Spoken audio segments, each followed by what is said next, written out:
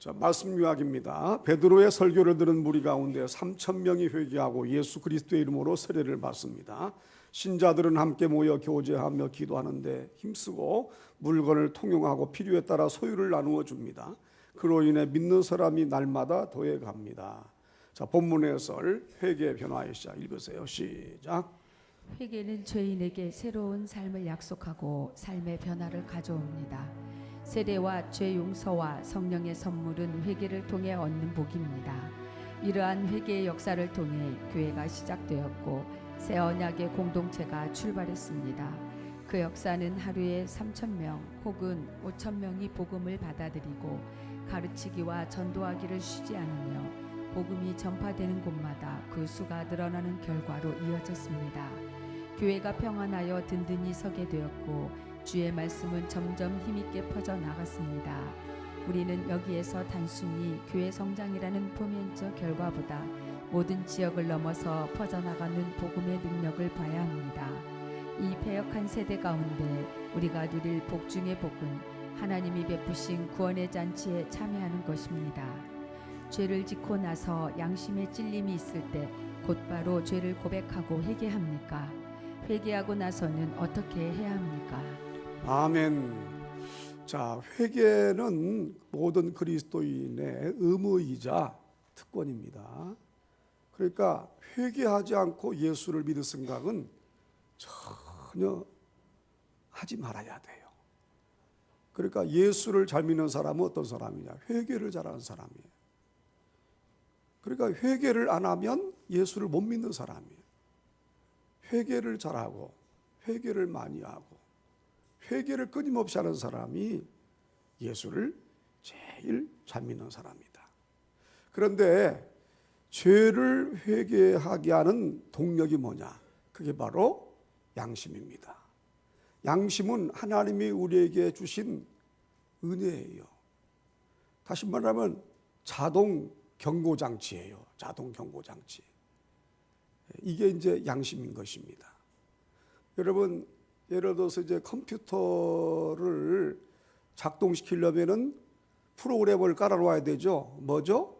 인도 프로그램을 깔아놔야 돼요. 기계에 인도 프로그램을 깔아놔야 컴퓨터가 작동을 하고 제 기능을 하게 됩니다. 마찬가지로 하나님께서 우리에게 자동 경보 장치를 깔아놓으셨어요. 인도 프로그램처럼. 그게 바로 양심 프로그램이에요. 양심 프로그램. 그러니까 사람은 태어날 때부터 양심을 본능적으로 가지고 태어나요.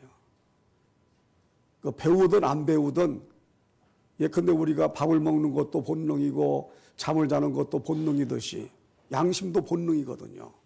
그러니까 아무리 공부를 못한 사람이라도 태어날 때부터 양심이라는 도구를 가지고 태어나기 때문에 그래서 선하게 행동하는 것입니다. 그러니까 양심이 살아있는 사람은 회개를 많이 합니다. 회개를 또 기뻐해요. 회개하기를 마다하지 않아요. 여러분, 회개를 부정적으로만 생각하지 말고 회개가 나에게 축복이다. 그리고 내가 하나님 앞에서 회개 기도를 할 수 있는 이유가 뭐냐?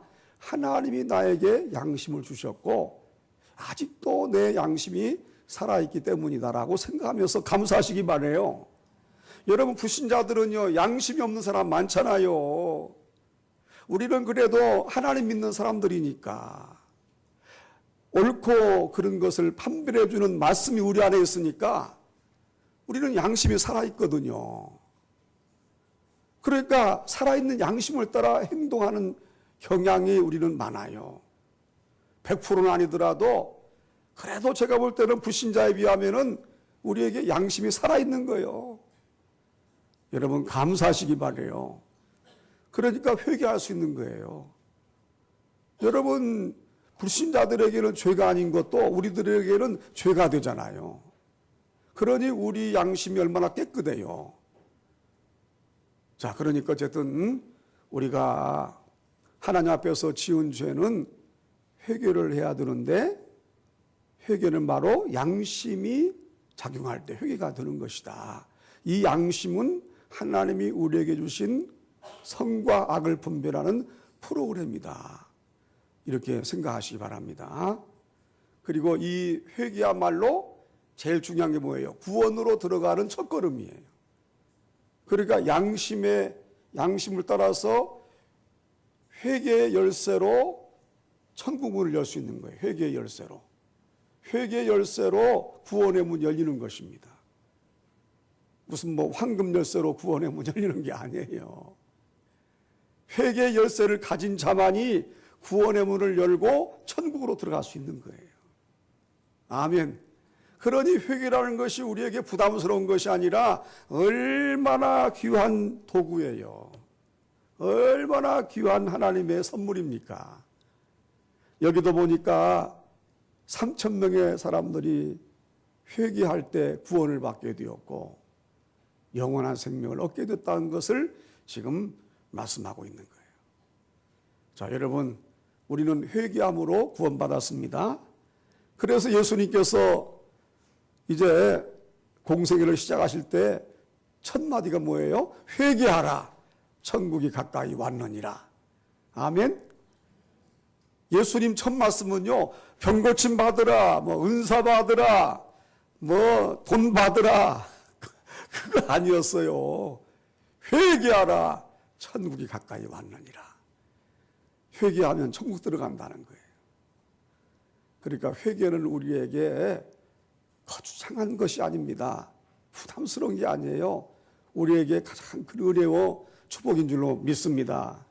아멘. 자, 오늘 이 본문 이걸 얘기하고 있는 거죠. 자, 성구에서게요. 37절 읽으세요. 시작. 그들이 이 말을 듣고 마음에 찔려 베드로와 다른 사도들에게 물어 이르되 형제들아 우리가 어찌할꼬 하거늘. 무리들은 베드로의 설교를 경청하고 그들의 유일한 소망이며 오랫동안 고대하던 메시아를 스스로 십자가에 못 박아 죽였다는 것을 깨닫자 마음에 큰 찔림을 받게 된다. 그들은 자신의 죄를 깨닫고 애통해하면서 사도들에게 도움을 청하며 성령의 지시를 기다리는 겸손한 자세를 갖게 되었다. 아멘. 그러니까 여기 그들이 하는 것은 그 당시 이제 유대인들, 그 다음에 디아스포라 유대인들, 이런 사람들이 그들이죠. 이 말은 뭐예요? 이 말을 듣고 했는데 베드로의 설교를 듣고 바로 예수 그리스도가 메시아이시다. 우리는 메시아를 알아보지 못하고 메시아를 십자가에 못 박아 죽였다. 그러나 그 십자가의 은혜로 모든 사람들은 죄를 용서받고 구원을 얻게 된다. 이런 설교를 베드로가 성령이 충만하여 외쳤는데 바로 이 유대인들이 베드로의 설교를 듣고 마음에 찔려 그랬습니다. 마음에 찔려 그랬어요. 여러분, 마음에 찔리는 것도 은혜가 있어야 찔려요. 하나님 말씀 듣고 마음에 찔리는 것도 내가 은혜를 받아 찔리는 거지, 은혜가 없으면 마음에 안 찔린다니까요. 마음에 찔린다는 건 뭘 가리킵니까? 양심이 작동하고 있다는 거 아니에요.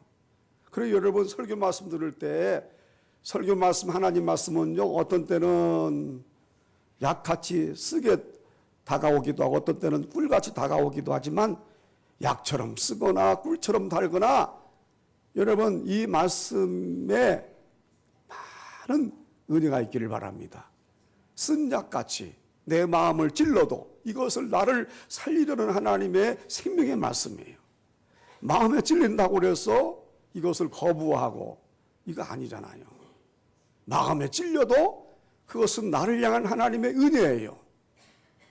말씀이 꿀같이 달게 느껴져도 이건 역시 하나님이 나에게 주신 은혜인 줄로 믿습니다. 아멘. 자, 그래서 여기 보니까 이제 많은 유대인들이 마음에 찔려서 형제들아 우리가 어찌할꼬 이러면서 이제 사도들에게 물어보는 거예요. 우리가 어떻게 하면 되겠냐고. 어떻게 하면 되겠습니까? 자, 어쨌든 이 유대인들의 마음이 우리의 마음이 되고 자세가 되기를 바랍니다. 그러니까 마음에 찔릴 때가 또 있지요. 우리도 이런 생각하잖아요. 내가 왜 세상에 나가서 그런 죄를 저질렀을까? 응? 내가 어쩌다가 그런 죄를 저질렀을까? 세상의 유혹에 이기지를 못하고 내가 왜 그런 죄를 저질렀을까? 이렇게 이제 생각을 하면서 정말로 마음에 아픔이 오고 하는 것은 성령의 은혜입니다. 아멘. 그 마귀가 준 게 아니에요. 그런 생각은. 아유, 마귀가 역사하네? 그거 아니에요. 성령이 역사하니까 내가 왜 세상에 나가서 그런 죄를 저질렀을까? 이런 생각하게 되는 거예요. 불신자들은요, 그런 생각 전혀 안 해요. 불신자들은 죄로 깨닫는 것이 많지가 않아요. 그 사람들은 감옥이나 들어가야 반성할까? 어떤 사람은 감옥에 들어가도 반성을 안 해. 감옥에 갔다고 또 같은 죄를 또 저지르는 거예요. 양심이 화인 맞아서 그렇죠. 어쨌든 우리가 마음에 찔려서 우리가 어찌하면 좋겠습니까? 하나님 제가 어떻게 하면 좋겠습니까? 성령님 제가 어떻게 했으면 좋겠습니까? 이렇게 우리가 기도한다는 것은 하나님의 은혜요 축복이라는 사실을 믿으시기를 바랍니다. 자, 38절 또 읽으세요. 시작. 베드로가 이르되 너희가 회개하여 각각 예수 그리스도의 이름으로 세례를 받고 죄 사함을 받으라. 그리하면 성령의 선물을 받으리니 회개하다는 마음의 완전한 변화와 죄 고백을 뜻한다. 마음의 변화란 죄와 불신에서 떠나 그리스도에게 향하는 신앙과 그리스도를 통한 성결로 나아가는 인격애로의 변화를 의미한다. 회개와 죄 사함을 위한 세례는 성령을 선물로 받게 되는 조건이 된다. 아멘. 그리고 여러분, 목욕탕에 갔다 오면은 얼마나 개운해요. 우리가 죄를 회개하면요, 마치 목욕탕에 들어갔다 목욕하고 때밀고 온 것과 똑같은 거예요. 아멘도 안 하시네. 여기 평생 목욕 안 하시는 분 계세요?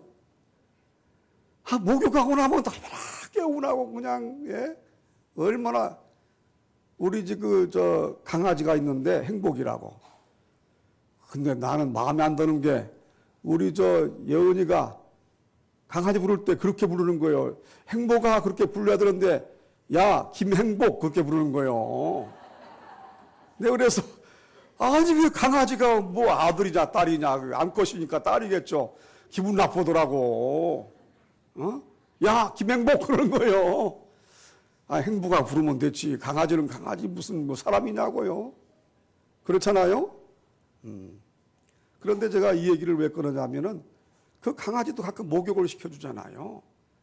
그 목욕탕에 들어갈 때는 그렇게 싫어해. 목욕 안 하려고 그냥 도망다니고요. 이미 알아요. 자기 잡아가지고 목욕시키려고 한다는 걸 이미 안다니까요.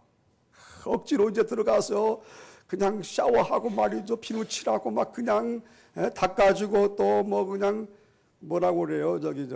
말리는 거. 드라이기로 막 드라이 해주고 이러면 아주 그냥 싫어해요. 싫어해. 우리가 죄를 회개하기를 싫어한 것 같이 똑같은 것 같아. 우리도 회개하기 싫어하잖아요, 그거. 예?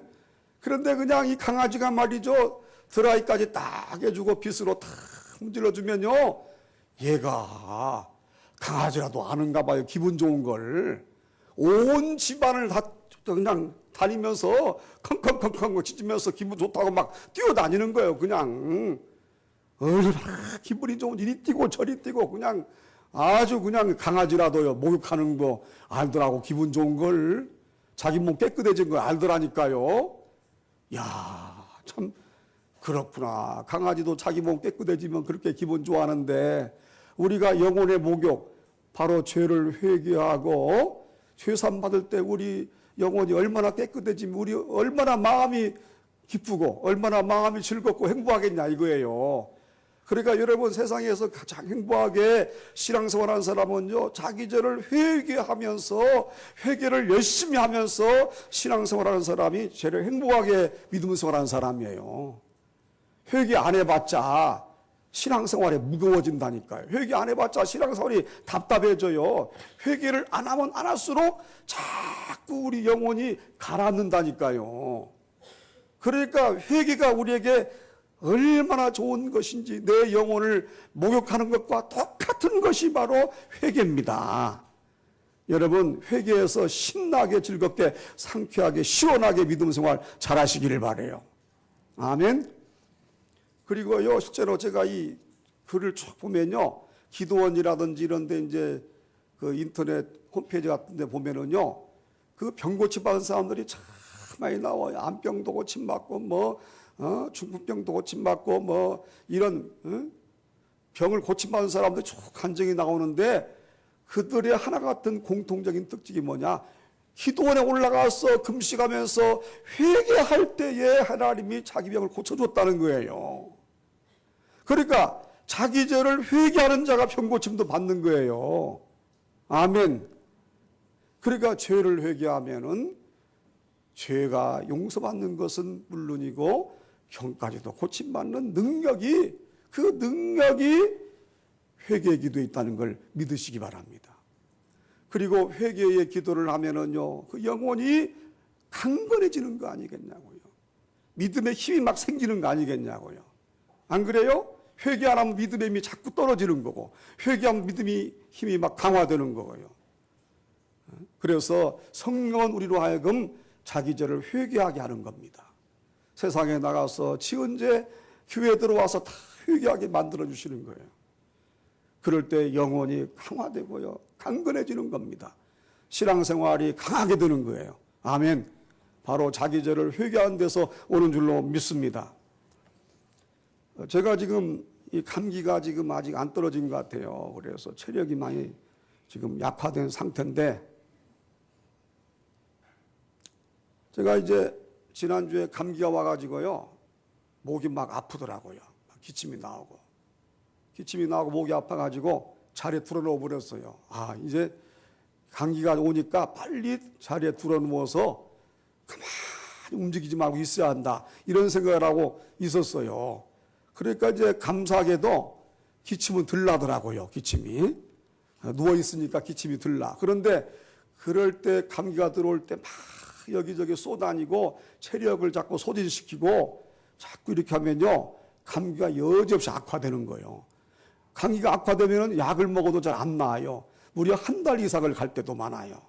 대개 감기 오면 한 달 이상 가잖아요. 그런데 제가 이걸 알고 감기가 막 들어올 때 그냥 누워버렸어요. 그런데 그럼에도 불구하고 지금 한 열흘 됐는데도 체력이 그냥 자꾸 소진되는 거예요. 체력이. 그래서 이렇게 설교하고 나면 거꾸러지는 거예요. 지난주에 수요일 날에도 설교하고 순장 모임 인도하고 했더니 막 몸이 가라앉더라고요. 그래가지고 집에 누웠는데 도저히 일어나지를 못하겠어요. 근데 아직까지도 이 소진된 체력이 다 이 보충이 안 됐어요. 이렇게 설교하고 나면 힘들어요. 그리고 막 물이 목이 마르고 막 입술이 타고 이러고, 또 밥맛도 없어져요. 밥맛도 없어지고, 뭐 조금 활동하면 그냥 힘이 막 그냥 떨어져가 숨이 차고 말이요, 이렇게 되더라고요. 약간씩 좋아지긴 하는데, 많이 좋아지긴 했지만, 제가 이제 이것을 통해서 깨달은 게 뭐냐면, 이 바이러스가, 이 감기 바이러스가 제일 먼저 공략하는 게 뭐냐? 사람으로 하여금 체력을 떨어뜨리는 거예요. 체력을 먼저 떨어뜨려 가지고 거기서 바이러스가 이제 세포를 공격하게 되고요, 계속 기침 나게 만들고, 가래 나오게 만들고, 콧물 나오게 만들고, 머리 아프게 만들고, 이렇게 되는 거 아니겠어요? 자, 그래 제가 깨달았습니다. 아, 이 감기 바이러스가 사람의 체력을 떨어뜨려 가지고 꼼짝 못하게 만들듯이, 이 바이러스와 같은 마귀 사탄도 우리에게 영적 체력을 소진시켜서, 영적 체력을 빼앗아서 우리로 하여금 비틀거리게 하고 쓰러지게 하는 존재구나. 어때요? 틀림없죠? 마귀 사탄도 마찬가지. 우리의 영적인 체력을 그냥 자꾸 빼앗아 먹는 거예요. 그 힘이 없어지는 거예요. 힘이 없어지니까 자꾸 악화되는 거 아니에요. 그래서 무너지는 겁니다. 여러분, 성령은요, 우리에게 영적인 체력을 보강시켜줘요. 성령 우리에게 영적 체력을 강화시켜줍니다. 마귀는요, 영적 체력을 자꾸 다운시키는 거예요. 칼과 먹여버리는 것입니다. 그래서 그냥 움직이지 못하게끔 이렇게 만드는 거지요. 자, 어쨌든 여러분, 우리가 죄를 회개함으로 인하여 성령의 능력이 내 안에 들어오면 내가 영혼이 강화되고 강건한 믿음의 삶을 살게 되고 하나님께 쓰임받는 일꾼 될 줄로 믿습니다.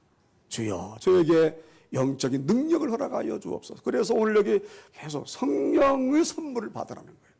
성령의 선물을 받으라. 네가 네 죄를 회개하면 하나님께서 너에게 성령의 선물을 주신다. 이렇게 말씀하시는 거예요. 여러분 성령 충만 받는 것만이 유일무이한 비결인 줄로 믿으시기를 바랍니다. 자, 39절도 읽으세요. 시작. 이 약속은 너희와 너희 자녀와 모든 먼데 사람 곧 주 우리 하나님이 얼마든지 부르시는 자들에게 하신 것이라 하고 이것은 예수께서 하신 약속이며 또한 선지자 요엘이 예언한 약속으로서 죄사함과 성령의 은사를 포함하는 것이라.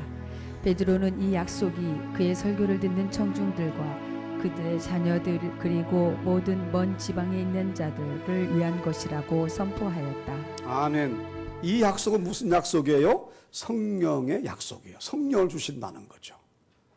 그러니까 남자나 여자나 철한 자나 귀한 자나 다 온 세상 사람들에게 성령을 부어주시겠다는 요엘서의 예언입니다. 근데 실제로 어떻게 돼요? 베드로가 한번 설교할 때 3,000명 이상에 들은 사람들이 어떻게 돼요? 회개하고 예수를 믿어서 세례받고 성령을 받게 되죠. 그러니까 이 요엘서의 구약의 말씀이 그대로 이루어졌다는 것이 베드로의 설교의 골자예요. 그리고 오늘날 우리들에게도 지금 불같은 성령이 임한 거 아닙니까? 이 성령은 특정한 사람에게만 주어지는 게 아니라 회개하고 예수를 영접하는 자에게 성령을 다 주신다는 거예요. 바라기는 여러분 가족 모두에게 성령이 충만히 임하기 바랍니다. 우리 아버지도 성령 임하고 우리 어머니도 성령 임하고 우리 남편도 성령 임하고 우리 아내도 성령 임하고 우리 아들 딸도 성령 임하고 우리 형제도 마찬가지고 우리 이웃도 마찬가지고 여러분 기도하십시오. 인간 힘으로요 내 가족 구원받지 못해요. 성령이 역사하셔야 내 가족 구원받는 거예요. 성령의 선물을 받아야 돼요. 눈물로 기도하시기 바랍니다. 아버지 하나님, 우리 가족 성령을 받게 하시고 꼭 구원받게 하여 주옵소서. 기도하시기를 바라요. 아멘. 예? 여러분 남편 미워하지 말고 아내 미워하지 말고 예? 주여 우리 남편 성령의 선물을 주옵소서. 우리 아내 성령의 선물을 주옵소서. 늘 기도하시기 바라요. 제가 이 그저께 밤에 꿈을 꿨어요. 좀 재미있는 꿈이에요. 근데 이제 개꿈이에요. 또 영몽으로 또 기대하고 듣지 마세요. 개꿈이에요. 근데 갑자기 전쟁이 발발한 거예요. 전쟁이. 6.25 전쟁이 발발한 거예요. 근데 제가 왜 그 꿈을 꿨냐면은 잠자기 전에 6.25 전쟁 그 다큐멘터리를 보고 잤거든요. 그러니까 이제 그날 밤에 그 꿈이 이제 뭐 어떻게 뭐 잠재의식으로 나타나가지고 꿈을 꾸게 되었는데 제가 재밌어서 얘기하는 거예요. 그런데 이제 인민군들이 다 쳐들어와가지고요 이 동네까지 쳐들어온 거라. 그래가지고 이 동네 어딘지는 기억이 안 나는데 사람들을 다 체포해가지고 줄을 세우는 거예요. 체포해가지고 줄을 다 몇 줄 세우는 거예요. 이렇게. 응? 그런데 얼마나 무서워요. 우리 뭐 제가 또 그 다큐멘터리 보는데 거기에 막 그냥 포탄 맞아가지고 죽은 시체도 보고 부상정도 보고 말이죠. 비참한 그 꼴을 다 봤는데 그것도 미국에서 찍은 칼라 그 다큐멘터리더라고요. 흑백이 아니라. 그러니 얼마나 실감납니까? 그래서 이제 그 꿈을 꾸는데 말이죠. 얼마나 무서운지 이제 죽었구나 하는데 인민군들이 총을 들고 말이죠. 막 뭐 이렇게 하는데 말이죠. 갑자기 우리 둘째 딸 앞에 와가지고 딱 보더니 끌고 나가는 거예요. 예훈아. 둘째 딸 앞으로 와가지고 끌고 나가는 거예요. 막 그냥. 그러니까 긴장이 돼가지고 왜 우리 둘째 딸을 끌고 가는가 저 인민군 놈들이. 그래가지고 어쩔 줄을 모르고 말이죠. 큰일 났네. 왜 우리 딸을 끌고 나가. 근데 우리 큰딸은 안 보이더라고. 내가 왜 안 보이는가 했더니 시집가서 그런 것 같아. 그러니까 이미 꿈에도 멀어진 것 같아. 마음이 이미. 큰딸은 안 보이더라고. 우리 예언이만 보이더라고요. 응? 아이고 이래가지고 우리 딸을 끌고 갔는데 왜 끌고 가는가 막 안절부절 못하는데 그래도 그때는 견딜만 하더라고. 그래도 응? 견딜만 하더라고. 아무리 뭐 피 섞인 자식이라도 그냥 견딜만 하더라니까요. 근데 우리 집사람이 옆에서 있는데 같이 체포당해가 있는데 막 그냥 인민군한테 막 항의를 하는 거요. 응? 니들이 뭐냐고 막 그냥 응? 항의를 하는 거야. 막 그냥 강하게. 그래가지고 인민군들이 와가지고 막 우리 집사람도 끌고 가버렸네. 가버렸는데 어디로 간지 모르겠어요. 우리 집사람이 끌려가가지고. 끌려갔는데 그때부터 제가 그냥 이런 말 써 죄송해요. 속된 말로 환장하는 거야. 제가. 우리 딸은 별로 안 그랬거든. 솔직히 말하면 미안하다. 별로 안 그랬는데 우리 집사람 끌려가니까 속이 뒤집어져가지고 큰일 났네. 이제 이별인가 보다. 응? 제가 다큐멘터리 시체도 많이 봤다고 그랬잖아요. 꿈에서도 그런 막 두려움 믿는 거 아니에요. 응? 큰일 났네 이제. 응? 총에 맞아 죽는 거 못다 어떻게 혼자 산대 어떻게 혼자 산대. 이래가지고 참 꿈속에서도 1시간 이상 그냥 1시간 이상을 막 그냥 이리 뛰고 저리 뛰고 그냥 막 그냥 죽을 것처럼 괴로워하고 제가 신음하고요. 정신 나가버리고요. 막 그냥 이렇게 된 것 같아요. 막 지금도 그 막 가슴이 막 그냥 심장이 터지는 슬픔과 답답함과 그냥 괴로운 가운데 어쩔 줄을 모르고요. 예? 그렇게 막 제가 그냥 신음을 하고 이렇게 하는데 예? 딱 눈 떠보니까 꿈이야. 그러니까 얼마나 좋은지 꿈이었구나. 꿈이었구나. 이러면서 얼마나 좋은지. 아이고, 그러면 그렇지. 꿈이었지, 꿈이야. 근데 우리 집사람 옆에 자고 있더라고, 이렇게. 근데 보니까 세상에서 최고 이쁜 거야. 우리 집사람 얼굴이 최고 이뻐. 고나게 새근새근 잠을 자고 있는데 얼마나 이쁜지. 그래가 제가 그냥 안 하던 짓을 했다니까. 머리를 제가 쓰다듬어 준 거예요. 자고 있는 우리 사람 꿈을 깨고 나서 머리를 쓰다듬어 주고 그냥 볼을 만져주고 콕 껴안아주고 그냥 얼마나 제가 그렇게 했던지 우리 사람 깬가 봐요. 깼는가 봐. 근데 모른 척하고 자고 있더라고. 낮에 물어보니까 자 깼다고 하더라고. 가만히 있었던 거야. 또 좋았던가 봐요. 좋았던가 봐. 그래가지고 제가 그때 이 얘기를 왜 하냐면은 참 우리 여러분 아내가 귀하고 남편이 귀합니다. 여러분 저는 그래서 생각한 것이 이렇게 죽어서 헤어져도 천국에서 만나는 건데 뭐 우리 천국에서 만나도 예수 믿으면 구원받으면 그렇죠? 우리는 죽음이 우리를 갈라놓아도 천국에서 우리 만나가지고 영원히 함께 사는데 그게 얼마나 큰 위로가 되고 소망이 되겠냐고요. 그렇잖아요. 그래서 제가 말씀드리는 얘기예요. 그래서 우리 가족들이 다 구원받아야 돼요. 구원받고 영생을 얻으면 내가 죽어도 천국에서 다시 만날 줄로 믿습니다. 이것이 얼마나 큰 특권이고 은혜냐 이거예요. 너무너무나 감사하고 하나님 우리에게 성령의 선물을 주셔서 모든 죄를 용서해 주시고 하나님 자녀로 삼아주시고 거룩한 백성 되게 하시고 천국을 주셨으니 얼마나 감사합니까. 부디 여러분 가족이 다 구원받기를 바라고요. 저도 여러분 가정 이름 여기 제목 기도절 있잖아요. 그거 보면서 기도해요. 하나님 구원해 달라고. 가정마다 이름 불러가면서 이 아들 구원해 주시고 이 딸 구원해 주시고 이 남편 구원해 주시고 아내 구원해 주시고 다 기도합니다. 하나님 우리 기도 들으시고 구원의 선물 주실 줄로 믿습니다. 아멘. 자 40절 41절까지 또 읽으세요.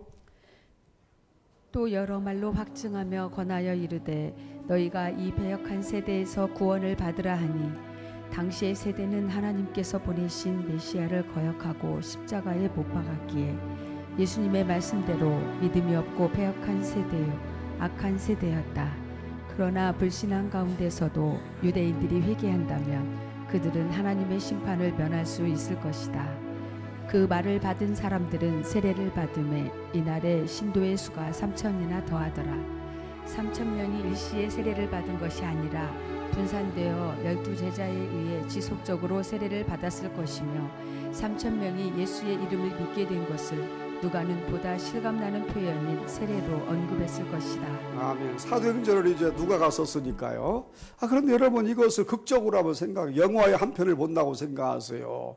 사도들이 얼마나 신났겠어요. 베드로가 한번 설교하는데 그냥 수천 명, 3,000명의 사람들이 말이죠. 예수 믿겠다고 하고 자기에게 세례를 베풀어 달라고 하고 이러니 이 사도들이 얼마나 감격적이었겠어요.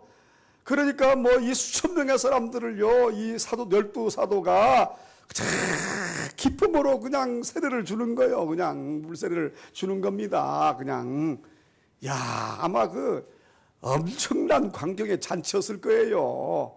우리가 지금 이 글을 읽어서 그렇지, 아이고 그 그냥 생각해보. 제가 이제 그 갈릴리 호수 옆에 가봤지만은 수천 명의 사람들이 말이죠 몰려가지고 너도 나도 예수 믿겠다고 그러고 그냥 할렐루야 아멘하고 말 이러면서 세례를 받으니 얼마나 감사감간이 이렇겠어요. 이게 바로 하나님의 은혜인 줄로 믿습니다. 이게 말씀의 능력이에요. 그러니까 여러분 설교도요, 성령이 함께하는 설교가 되도록 목회자는 눈물나게 기도해야 돼요. 그냥 설교만 준비해가지고 이렇게 강단에 서면요, 성령이 역사를 해야 되는데 성령 역사는 기도한 만큼 역사하는 거 아니에요? 그러니까 한 번 설교를 내도 성령이 역사를 하셔서 성도들의 혼과 영과 관절 골수를 찔러 쪼개야 되는데, 그렇게 되려면 기도하여 성령을 충만히 받을 때 성도들이 은혜를 받고 은혜의 풍성한 열매가 맺을 줄로 믿습니다. 성령이 역사하시면 돼요. 그 미국의 그 보스턴의 어느 교회에서 있었던 일인데요. 고든 목사님이라고 하는 분이, 이게 싫어합니다. 잘 들어보세요. 고든 목사님. 고든이라고 하니까 뭐 성품이 곧다 그런 고든이 아니라 이름 자체가 고든이에요. 그냥 영어 이름 고든. 근데 이분도 이제 꿈 얘기인데요. 이분은 이제 영몽이에요. 영몽. 저는 개꿈이지만은 이분은 영몽이니까 제가 말씀드립니다. 이분이 이제 어느 날 밤에 설교를 준비하다가 너무 피곤해가지고 책상에 머리를 묶고 잠이 들었대요. 근데 그 사이에 꿈을 꿨답니다. 그런데 꿈을 꾸는데 예배를 드리고 있었대요. 예배당에서 예배를 드리고 자기가 설교를 하는데 어떤 이상한 사람이 들어오더래요. 그 이상한 한 사람이 들어오는데 마치 이 고든 목사님이 그 한 사람만을 위해서 설교를 하는 것처럼 그렇게 느껴지더래요. 그 사람이 그렇게 강력한 흡인력이 있더라는 거예요. 이상하다. 꿈에서도 말이죠. 저 사람이 이상하다. 왜 내가 저 한 사람에게만 설교하는 것처럼 그렇게 느껴지는가? 그래서 예배를 마치고 그 사람을 내가 만나봐야 되겠다 하고 예배를 마치고 저 뒤로 가봤더니 그 사람이 없어졌더래요. 그래서 저 교회 안내 집사님한테 물어봤대요. 그 사람 어디 갔냐고 했더니 돌아갔는데 걱정하지 마세요 목사님, 다음 주에도 오신다고 그랬습니다 그러더라는 거예요. 그러면서 하는 말이, 그 안내 집사님에게 목사님, 그런데 그분이 다음 주 예배도 오신다고 그랬는데 그분이 바로 예수님이시랍니다. 아니 꿈이니까 이제 얘기하는 거예요. 꿈이니까 그분이 예수님이시랍니다. 이 얘기를 들은 고든 목사님이 충격을 받고요. 다음 주에 오신다는데, 예수님이 우리 교회 또 오신다는데 해가지고, 여기도 꿈이에요. 오신다는데, 그래가지고 그냥 설교를 열심히 준비해가지고, 최선을 다하여 설교를 준비해가지고, 설교를 했대요. 설교를 했는데, 이제 꿈이 깬 거예요.